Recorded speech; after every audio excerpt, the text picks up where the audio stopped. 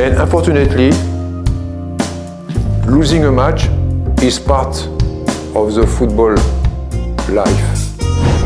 During this transit, you can have small room, you can have some space, and when you have a good space, you can use this space.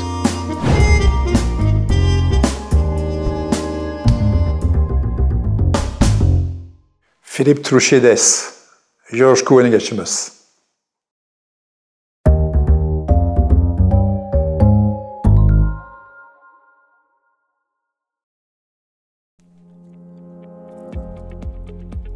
それでは監督、本日もよろしくお願いいたします。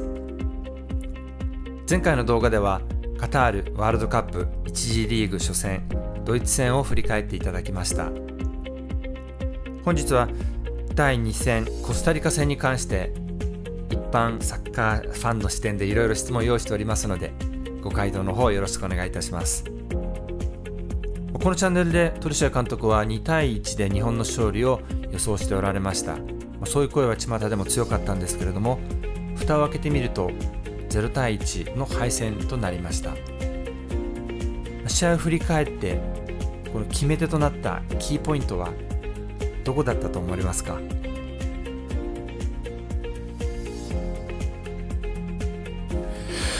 I think the problem could be the fact that this match represents a big pressure for Japan, because on a paper, Costa Rica is not the same level than Germany. And for many people, the fact that Japan beat Germany automatically 1 + 1 is 2 means automatically Japan will beat Costa Rica. But in football, every people must know that 1 + 1 is 3. And we don't play small match. Even we play against a small team, is never easy match. It's so difficult to score a goal. And especially at this level of the World Cup. But for Japan, of course, it was easy also to understand that against Costa Rica we have the possibility to be qualified for the second round.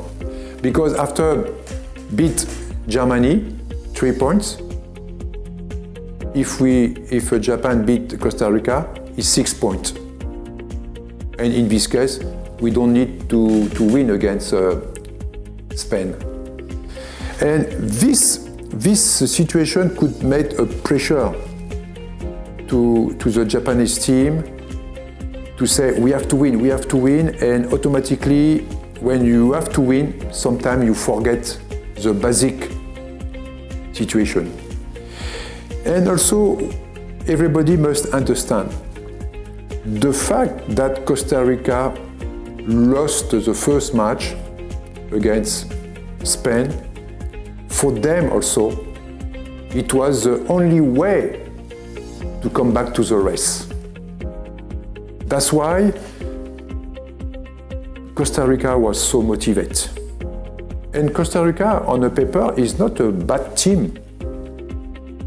So, unfortunately, for the reason I imagine, Japan, of course, lost this match, lost the opportunity to be qualified. Costa Rica won this match and won the opportunity to believe on themselves and to dream on themselves, to dream to be qualified. That's why this match, this second match of the World Cup, represents a strong challenge for both teams, for Japan and Costa Rica. So, frankly, when I saw Japan lost this match, and the fact that the last match was against Spain, for sure, it was not a good result, losing against Costa Rica.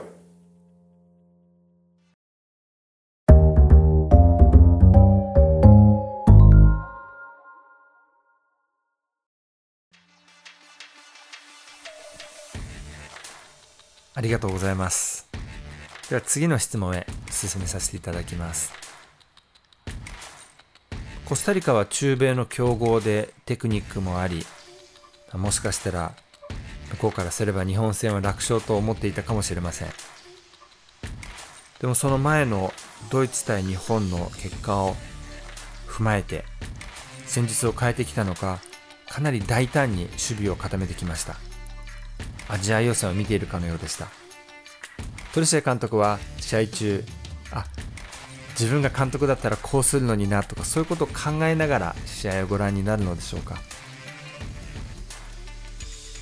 If I was Kantoku, I think I don't have more solution because,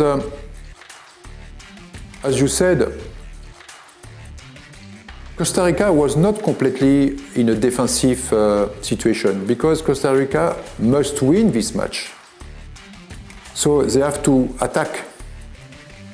No, if I was the coach, I'm not sure that I will have more solution because the coach cannot also solve all the problems. This is important. The first mission of the coach is to deliver the best team, is to make the best team regarding player tired from the first match, player injured, and also the coach make his team regarding the strategy. And when you see the team, it was exactly the same team against Germany. I think just Douane was at the beginning of the match. We remember that Douane was a substitute against Germany, and Douane make the change at the halftime. But Douane started the match. And including the Douane, Japanese team against Costa Rica didn't find the way because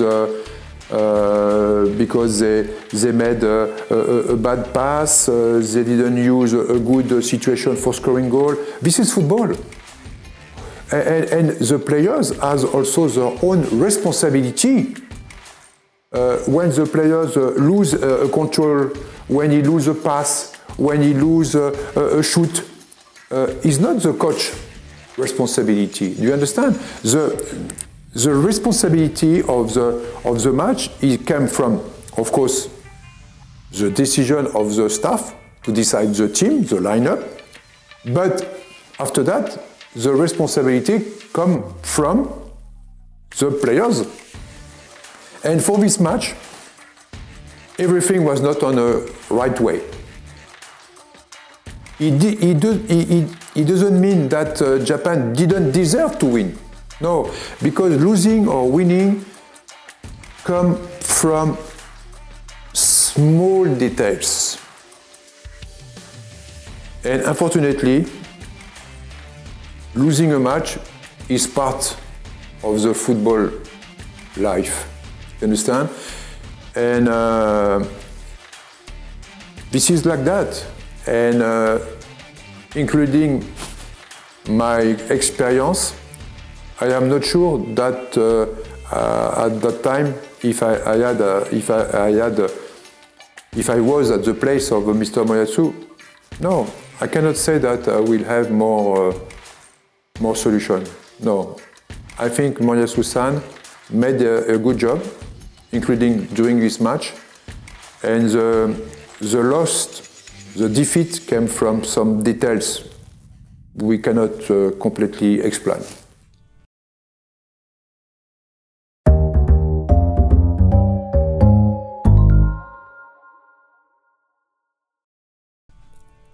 ありがとうございます。森保監督に対する強い信頼というものを感じました。では3番目の質問へと移らさせていただきます。前回のワールドカップ決勝トーナメントベルギー戦、最後の1分間のベルギーチームの電光石火のカウンターアタックは本当に衝撃的なものがありました。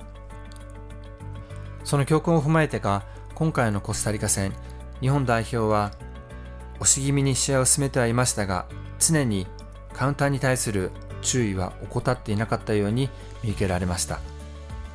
その一方で、それがバックパスの多様ではないかという批判をもたらしたという側面もあったかと思います。そのあたり、トルシエ監督の目にはどのように映ったのでしょうか。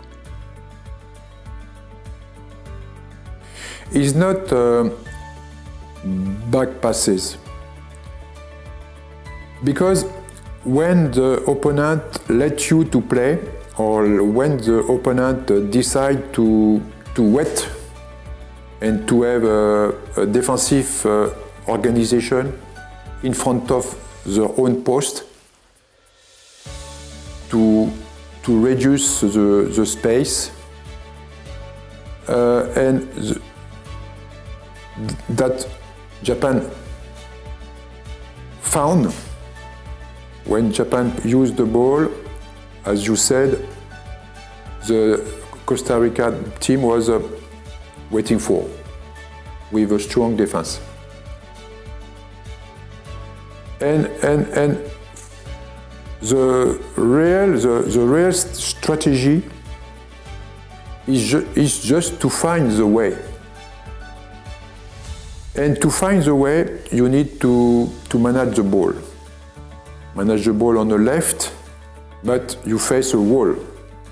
In this case, if you face a wall, you have to find another way. That's why it's important to get back the ball and to start again. And to start again, we can take an example like to make a strong wave. And if you go back, you can start to build your wave. A big wave is a big wave to finish to scoring goal. But if all the time the wave, the opponent cuts the wave, donc your big wave is becoming a small wave, and you don't have power to open and to disturb the opponent. That's why, and me, I believe on that. I said all the time to my players, when you face a wave, don't try to go. Don't try to go, we have a wall. And if you go, we will lose the ball.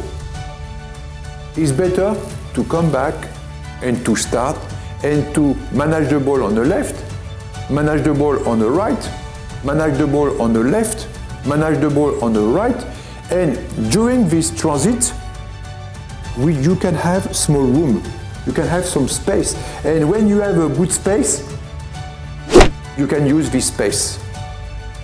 And that's why it was not enough, it was not another strategy. The only other strategy we can use, but unfortunately Japan has not a tall striker. The only strategy you have when you face a wall like that is to use a long ball to the tall striker. And you can use the tall striker to touch the ball on the head and to have immediately around that some players to use the ball. We said in football to use the second ball. But Japanese strategy didn't use this way. Because Japanese strategy, Japanese players, we don't have these tall players. We have only players need space. Maeda need a space. If Maeda, I don't have space. If Kubo, I don't have space. If Ito, I don't have space. If Duan, I didn't have space. It's difficult for Japan. And that's why Japan use the possession quite often. And when you play against small team like Costa Rica, this team waiting for you, you don't have any spaces, and that's why I think Japan had problem for scoring goal. And I think the problem, I repeat, is come from the fact that Japan didn't use a tall players in the front and to make a long ball. And when you make long ball, you go over the wall. You understand? You go over the wall. But the fact that you don't have this kind of players, unfortunately, you have to use the back pass, you have to find the way, you have to find the space, and unfortunately, they didn't find the way. 最後まで質問にお付き合いいただきありがとうございました。次回の動画では第3戦スペイン戦についてまた伺っていきたいと思います。最後までご視聴いただきありがとうございました。